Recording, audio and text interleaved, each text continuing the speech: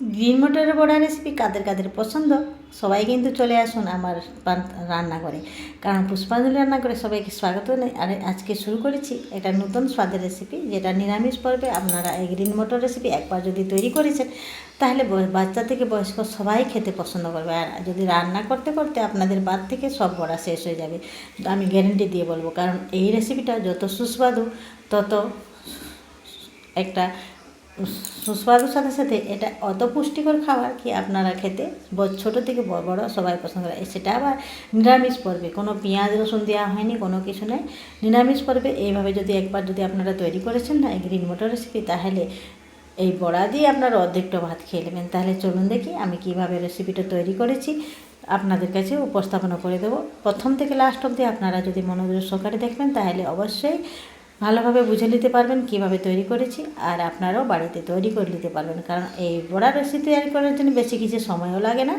আর বেশি কিছু ইনগ্রিডিয়েন্টও লাগে না। ইনগ্রিডিয়েন্টও হচ্ছে ঘরে যেটুকু জিনিস থাকে সেইটা দিয়ে তৈরি করি। যেহেতু এই সময় গ্রিন মটর বাজারে খুব সস্তা দরে পাওয়া যাচ্ছে, তাহলে দেরি না করে এই বড়াটা অবশ্য বাড়িতে নিরামিষ দিনগুলোতে তৈরি করে নিতে পারবেন খুব সুস্বাদুভাবে রেসিপিটা। কারণ এই রেসিপি একবার যদি তৈরি করেছেন বাচ্চা থেকে বয়স্ক সবাই খেতে পছন্দ করবে। কারণ এই বড়া রেসিপিটা একবার যদি আপনারা তৈরি করেছেন না, তাহলে আপনাদেরকে বারবার তৈরি করতে বলবে এই রেসিপি। আর বাড়িতে থলা ভর্তি আপনাদের জন্য মটর নিয়ে আসবে আপনাদের বাড়ির অন্যান্য সদস্যরা। তাহলে চলুন দেখি কীভাবে তৈরি করেছি।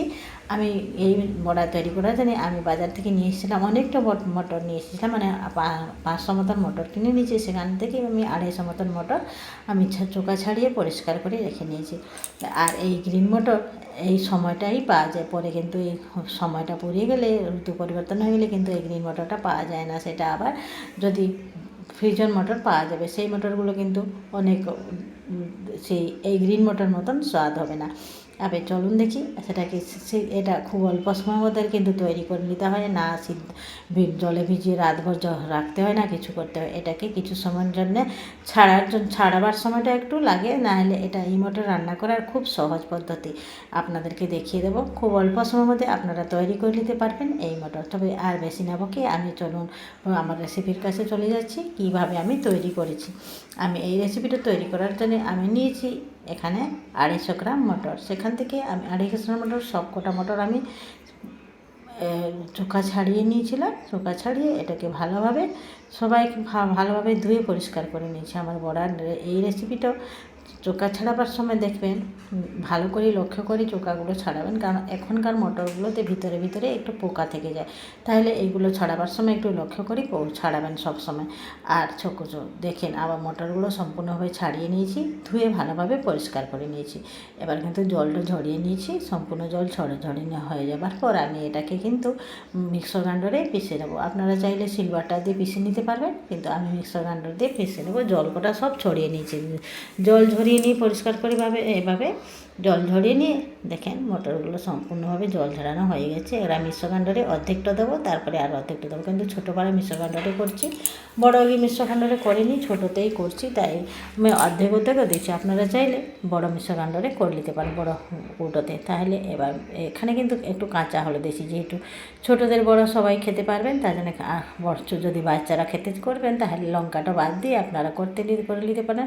একটু আদা, একটু কাঁচা লঙ্কা, একটু কাঁচা হলুদ দিয়েছি, নিয়ে এটাকে ভালোভাবে দেখেন মিক্সার গ্রাইন্ডারে পুরো মিহি করে নিই, একটু খদর থাকবে, দরদরা করেই আমি পিষে নিয়েছি। প্রথমবারটা সেই মতন, তারপরে আর যেটু বেঁচে গেলো সেটাকে কিন্তু সম্পূর্ণভাবে মিহি করে নেব।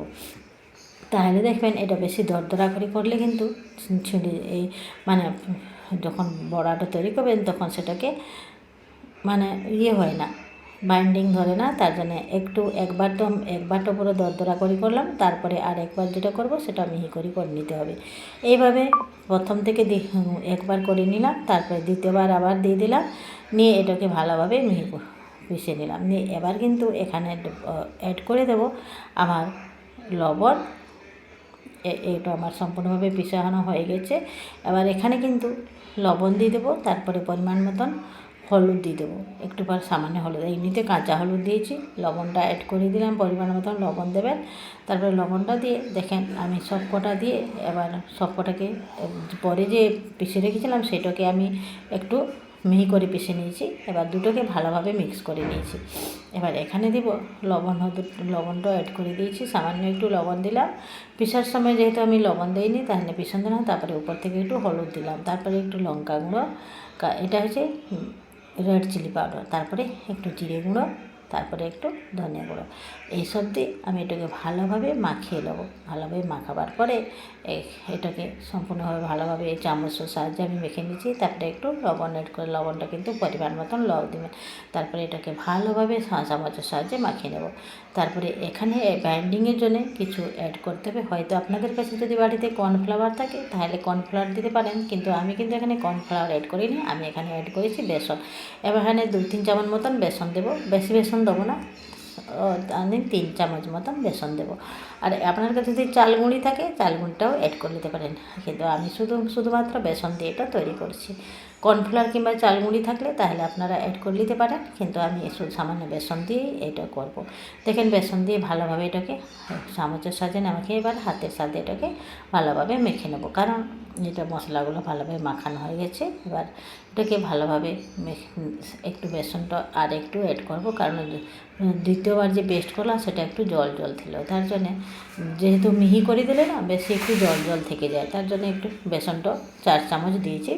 আপনারা নিজে পরিমাণ অনুসারে দেবেন। আমি এবার হাতের সাহায্যে ভালোভাবে মাখিয়ে নিলাম। দেখেন আমার মাখানোটা হয়ে গেছে। এবার কিন্তু এখানে উপর থেকে একটু এখানে দিয়ে দেবো। দেখেন ভালোভাবে মাখানোটা হয়ে গেছে। দেখেন আমি হাতের সাহায্যে লাডু পাকিয়ে দেখছি, খুব সুন্দর হয়েছে মাখানোটা। কিছু সময়ের জন্য রেখে দেবো। তার উপর থেকে একটু এখানে সরষের তেল অ্যাড করে দেবো, সামান্য একটু সরষের তেল দিতে হবে। দিয়ে তারপরে একটু গোটা জিরে অ্যাড করবো। গোটা জিরে দিলে কী বলুন তো, স্বাদটা ভালো লাগে। আর গোটা জিরের যে গন্ধটা থাকে, গোটা জিরে নাহলে একটু মৌরি থাকলে, যদি আপনাদের কাছে মৌরি না থাকলেও যদি একটু জোয়ান থাকে তাহলে জোয়ানটা দিয়ে দেবেন। আমি একটু সরষের তেল অ্যাড করে দিলাম। সরষের তেল অ্যাড করে ভালোভাবে আবার মাখিয়ে দিতে হবে। মাখিয়ে দিয়ে কিন্তু সময়ের জন্য এটা ম্যারিনেট করে রেখে দিতে হবে। তারপরে যে সব রান্নাবান্না কমপ্লিট হয়ে যাওয়ার পর তারপরে আমি এটা তৈরি করবার জন্য রেখে দিলাম, কারণ এই ভাজাটা কিন্তু গরম গরম খেতে খুবই ভালো লাগে। আর গরম ভাতের সাথে গরম গরম এই ছোলার এই মটরের বড়া ভাজা খুব ভালো লাগে। দেখেন আমি এখানে দিয়ে দিলাম সেই যে গোটা জিরেটা দিয়ে ভালোভাবে মাখিয়ে রেখে দিলাম। এবার কিন্তু কড়াইটা আমি গ্যাসের উপরে চাপিয়ে দিয়েছি।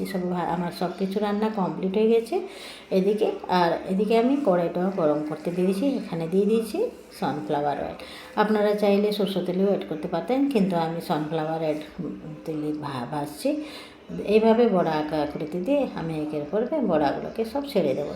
দেখেন এটা কিন্তু একটুও ভেঙে যাবে না, কিছু হবে না। আপনারা এইভাবে কিন্তু গ্যাসের ফ্লেমটাও সামান্য একটু লো টু মিডিয়াম করবেন, কারণ ছাড়ার সময় একটু লো ফ্লেম করে রাখবেন। তারপরে গ্যাসের ফ্লেমটা একটু পরে ভাজা হয়ে যাওয়ার পর লো ফ্লেমে রেখে দেবেন, কারণ এটা যদি লো ফ্লেমে রেখে ভাজেন তাহলে ভিতর থেকে ভালো সিদ্ধ হয় আর বড়াটা বেশ মুচমুচে হয়। আর এই বড়াটা ভাতের সাথে খেতে খুবই ভালো লাগে। এমনি যদি ভাতের সাথে না দিয়ে রান্না হতে হতে সবাই খেতে শুরু করে দেবে। যেদিন বড়া হয়ে থাকবে আমি 1 থালা বড়া ভাজলেও নিমিষের মধ্যে শেষ হয়ে যায়। আর নিরামিষ পর্বে তো বলবে, নিরামিষ পর্বে এই বড়াটা বেশি শেষ হয়। আর পেঁয়াজ রসুন দেওয়ার সময় থেকে নিরামিষ পর্বের বড়াটা আমার বেশি শেষ হয়ে যায়। সবাই খেতে ভালোবাসে এই মটরের বড়াটা। আর এই গ্রিন মটরের বড়া যদি হয়েছে প্রত্যেক দিন বলবে আমাকে ঘরে বলবে বড়া বানিয়ে দিও। আমি কিন্তু বসে থাকি এই বড়া কখন গ্রিন মটর আসে, বছরে একবার আসে গ্রিন মটর, সবসময় তো পাওয়া যায় না। তাই চেষ্টা করবে এই সময়টাতে ভরপুর পরিমাণে গ্রিন মটর খেয়ে নিতে ভালো লাগে, কারণ বছর সারা তো আর পাবো না এই গ্রিন মটর। দেখেন আমার বড়াগুলো এক পাকটা হয়ে গেছে। আবার সেটাকে উল্টিয়ে পাল্টিয়ে আবার সেটাকে ভাজতে দিয়ে দিলাম। এইভাবে আমি সব কটা বড়া রেডি করে নেব। দেখেন আমি এক পাক রান্না হয়ে গেছে। এক পাক ভাজতে 4-5টা প্রথম ভেজেছিলাম, ভাজতে আমার পাত থেকে সব কমপ্লিট হয়ে গেল। কারণ সবাই খেতে পছন্দ করে, গরম গরম বড়া খেতেও সবাই পছন্দ করে, তাই আমি সবাইকে দিয়ে দিলাম। একবার তুলে নিতে সবাই হাওয়া হয়ে গেল, কিন্তু এবার কিন্তু আবার একবার দিচ্ছি। এবার এইভাবে আমি অল্প অল্প আঁচ দিয়ে বড়াগুলোকে সব ভেজে নিলাম। যেহেতু এই বড়াগুলো ভাজার সময় বেশি কিন্তু একটু তেলটা বেশি লেগে থাকে। যদি গ্যাসের ফ্লেমটা লো করে রাখবে তাহলে দেখবেন তেলটা একটু বেশি চুষ করে নিয়ে। তার জন্য গ্যাসের ফ্লেমটা হাই করে রাখলে কিন্তু বড়াটা ভালো ভাজা হয়, কিন্তু ভিতর থেকে যদি কাঁচা থেকে যাবে তার জন্য লো টু মিডিয়াম করে রেখেছি। আর বড়াগুলো আস্তে আস্তে ভেজে যাচ্ছি। একটু তেলটা বেশি শেষ হয় দেখতে পাবেন, কিন্তু এই গ্রিন মটর বড়া করার সময় একটু তেলটা বেশি লেগে থাকে। আমি এইটা লক্ষ্য করবেন সবসময়। দেখেন আমি এইভাবে বড়াগুলোকে যদি লো করে রাখেন তাহলে কিন্তু ভাজা হবে না নাই সেটাও চিন্তা। তার জন্য লো টু মিডিয়াম করে রেখে বড়াগুলোকে ভেজে নিতে হবে। দেখেন আমি এইভাবে সবকটা বড়া ভেজে নিলাম। দেখেন আস্তে আস্তে সবকটা আমার বড়া কমপ্লিট হয়ে যাচ্ছে, কিন্তু এদিকে কিন্তু পাত্রও খালি হয়ে যাচ্ছে, দেখতে পাচ্ছেন তো। এইভাবে আমি 2-3 বার বড়া ভেজে ভেজে সবকটা কমপ্লিট করে নেব। আপনারা কারা কারা এই বড়া খেতে ভালোবাসেন অবশ্য জানাবেন। আমার কিন্তু খুব পছন্দ, আমার পরিবারের সবাই এই গ্রিন মটর বড়া খেতে ভালো পছন্দ করে। আমি কিন্তু এই বড়া তৈরি করার সময় এখানে কিছু ধনিয়া পাতাও দিয়ে থাকি। যাদের কাজে ধনিয়া পাতা খেতে পছন্দ করেন না, কিন্তু বড়া ভিতরে যদি এই গ্রাইন্ডিং করার সময় মিশিয়ে দেবেন, কেউ বুঝতে পারবে না যে আপনারা এইতে ধনিয়া পাতা অ্যাড করেছে। কাঁচা হলুদ তো এমনি কেউ খেতে চায় না, কিন্তু এই বড়াতে কিন্তু আমি একটু কাঁচা হলুদও দিয়েছিলাম। তাহলে পুষ্টিকর সাথে সাথে এখানে শরীরের জন্য খুবই ভালো জিনিস হয়েছে। আর বড়াটা দেখতে পাচ্ছেন কত সুন্দর হয়েছে। এবার কিন্তু গরম গরম ভাতের সাথে আমি সার্ভ করে দেবো। এই গ্রিন মটর বড়া কার কার পছন্দ অবশ্যই জানিয়ে দেবো। ভিডিওটা ভালো লাগলে লাইক কমেন্ট শেয়ার করতে যেন ভুলবেন না। এবার কিন্তু গরম গরম ভাতের সাথে আমি সার্ভ করতে, আমার সব রান্নাবান্না কমপ্লিট হয়ে গেছে। এবার গরম ভাতের সাথে আমি সবকটা সার্ভ করে দেবো। কেমন লাগলো ভিডিওটা অবশ্যই জানাবেন। ভালো লাগলে লাইক কমেন্ট শেয়ার করতে যেন ভুলবেন না। আমার নতুন বন্ধু হয়ে থাকলে ভিডিওর পাশে থাকবেন, আমার এই সাবস্ক্রাইব করতে যেন ভুলবেন না। ধন্যবাদ বন্ধুরা, আজকের মতন এইখানে। অতক্ষণ ধরে আমার ভিডিও দেখার জন্য অসংখ্য ধন্যবাদ। এবার আমি গরম গরম ভাতের সাথে সার্ভ করে দিলাম। কেমন লাগলো ভিডিওটা অবশ্যই জানাবেন। বন্দে মাতরম, জয় হিন্দ।